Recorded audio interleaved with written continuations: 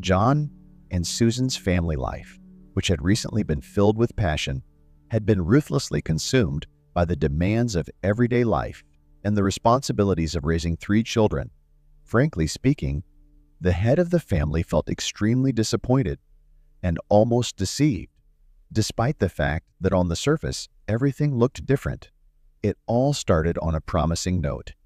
John, being 11 years older than his young wife, a rarity in today's world, he was her first man.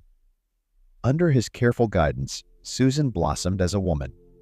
From that moment on, he stopped finding his former girlfriends charming. He began to look at them under a microscope, noticing flaws he'd never noticed before: cellulite, gray hairs, sloppily groomed bikini zones. For some reason, he was drawn to the innocent girl living in her imaginary world of pink ponies and princes. It wasn't hard for an alpha male like him to charm this naive beauty with her perfect body, because he knew all the tricks to please women. He knew when to be gentle and when to be assertive. With the right approach, he unlocked the door to her heart. However, he could hardly explain to himself what went wrong when he let his guard down. Exploring her young body too vigorously, he had forgotten that excessive pleasure could lead to bigger problems. John was used to his previous girlfriends taking care of themselves to avoid unwanted consequences in bed. Susan, on the other hand, had to be taught everything John knew. Then one day, the inevitable happened. As usual, he came to pick up his girlfriend from the university to bring her to his apartment. There was an air of anticipation inside him. Today, he wanted to show her some interesting techniques in the bedroom.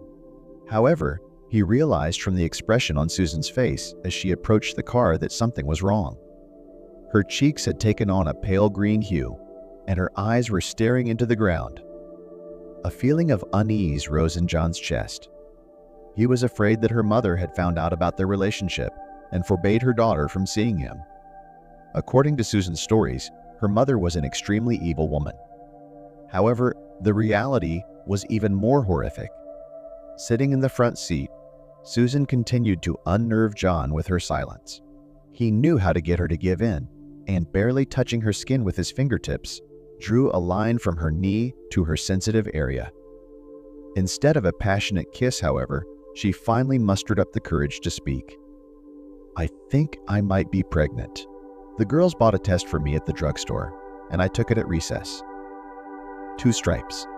John, as if at the same time, experienced the shock of the cold water and the attachment of the electrodes to his body. For a brief moment, he found it difficult to even breathe. This meant the end of everything. In any case, he was completely unprepared for such a situation. It was one thing to enjoy mutual pleasure, but it was quite another to start a family and raise children. Of course, he imagined he would get married someday, but not now. He was only 34 years old, and there was still so much uncharted territory ahead of him. At the moment, however, he needed to appease Susan. After all, he had played no small part in what had happened, and was just as much to blame. Sighing and gradually calming down, he spoke. "Let's not worry too much. Life will put everything in its proper place. Let's go to my place." At the apartment, they experienced again what they so desperately desired. For a while, they forgot about the pregnancy. The problem seemed to disappear by itself, but what followed was like a horrible movie.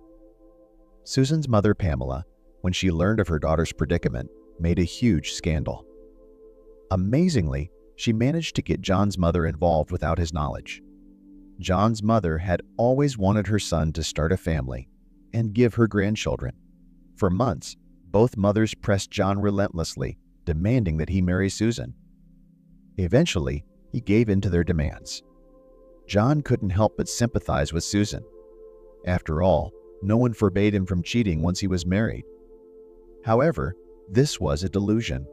The wedding took place, then their first son was born, followed a year later by their second son. To John's horror, 2 years later his wife unexpectedly became pregnant a third time, despite his best efforts to prevent it. The two seemed incredibly compatible. By this point, the young family had taken out a loan to buy an apartment. John's parents contributed financially, and split the payments between them, thus helping the young family. John, who worked as a simple laborer and received a modest salary, could only dream of having his own place. John's life became a nightmare. Susan's once attractive and alluring body had turned into something not very beautiful. Her breasts sagged, and her belly was adorned with layers of fat. Cellulite covered not only her thighs, but her arms as well. She showed no desire to change her appearance. Giving up a prestigious university education, she completely immersed herself in the world of diapers and baby snot, proudly proclaiming herself a housewife. The age difference between them became irrelevant, as the wife seemed even older than her husband. John had no way out. To somehow relieve the stress caused by the constant cries of children, he had short affairs. One day, Susan came to the conclusion that in the city, their children are deprived of fresh air and necessary vitamins, and persuaded him to buy a modest country home. At first he was hesitant, but in time, he realized that this decision would allow him to spend more free time with his girlfriends. The inexpensive lakeside cottage pleased his wife, and he realized the advantages it offered. That afternoon, Susan gathered all the children and took them out of town. John, on the other hand, had some unfinished business and planned to join the family later. He intended to have some privacy with his new girlfriend, since her husband was away at work, and she claimed she was bored and needed a vacation. However, barely had John finished showering and applying a fragrant perfume to his skin when the doorbell rang. Frowning, he quickly wrapped a towel around himself and hurried into the hallway. On the threshold stood his mother-in-law, holding a large package. Glancing at her son-in-law, the woman lowered her eyes in embarrassment and muttered, "Susan and I agreed that I would help you clean up the house, while the children are away." "I hope I'm not intruding," said the mother-in-law. John found himself in an awkward situation. A sudden warmth swept over him, especially under the towel, and reminded him of the feelings he had once had for Susan. They hadn't yet been married then. Despite his best efforts with other women, he couldn't replicate the same pleasure. The awkward pause lasted what seemed like an eternity until Susan's mother saw something she wasn't supposed to see. She blushed, handed her bag to John, and tried to squeeze past him into the apartment.